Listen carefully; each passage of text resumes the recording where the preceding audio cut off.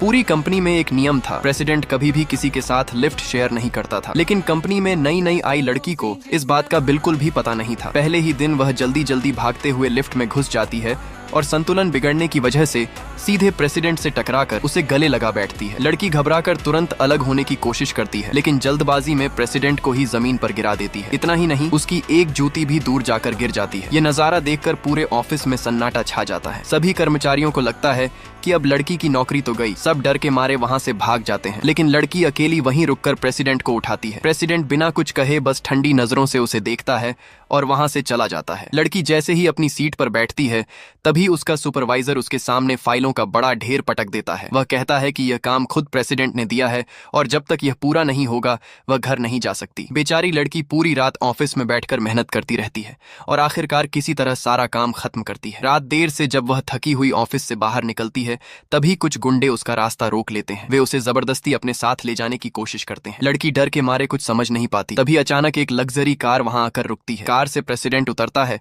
और अकेले ही उन सभी गुंडों की जमकर पिटाई कर देता है। कुछ ही सेकंड में सारे बदमाश भाग खड़े होते हैं। जो लड़की अभी तक डरी हुई थी, वहीं अब प्रेसिडेंट के पीछे खड़ी होकर गुंडों को घमंड से घूरने लगती है। प्रेसिडेंट खुद उसे कार में बैठाकर घर छोड़ने निकलता है। रास्ते में लड़की उसके चेहरे पर लगी धूल साफ करने के लिए अपना हाथ बढ़ाती है। तभी उनका शरारती असिस्टेंट जानबूझकर कार को जोर से मोड़ देता है। झटका लगते ही लड़की सीधे प्रेसिडेंट की बाहों में गिर जाती है। बाहर से शांत दिखने वाला प्रेसिडेंट अंदर ही अंदर मुस्कुरा उठता है, क्योंकि उसे इस भोली और अनाड़ी लड़की से धीरे धीरे प्यार होने लगा था। इतना खुश होता है कि अगले ही दिन वह अपने असिस्टेंट की सैलरी 3 गुना बढ़ा देता है। फिर आता है वैलेंटाइन डे। उसी दिन प्रेसिडेंट को पता चलता है कि लड़की किसी और के साथ डेट पर जाने वाली है। ये सुनते ही उसके होश उड़ जाते हैं। बिना एक पल गंवाए वह लड़की को अपने साथ शॉपिंग चलने का ऑफर देता है और साथ में पूरे 20,000 युआन का बोनस देने का वादा भी करता है। इतना बड़ा बोनस सुनकर लड़की अपनी डेट कैंसिल कर देती है और उसके साथ मॉल चली जाती है। वहां एक दुकान की खिड़की में रखे खूबसूरत गहनों को वह बड़ी चाहत से देखती है, लेकिन उनकी कीमत देखकर चुपचाप आगे बढ़ जाती है। प्रेसिडेंट उसकी आंखों की इच्छा समझ जाता है और मन ही मन फैसला करता है कि वह चुपके से वही गहने खरीद देगा। लेकिन तभी किस्मत एक नया खेल खेलती है। सामने से लड़की का एक्स बॉयफ्रेंड अपनी नई गर्लफ्रेंड के साथ आ जाता है। नई गर्लफ्रेंड लड़की का मजाक उड़ाते हुए कहती है, जब खरीद नहीं सकती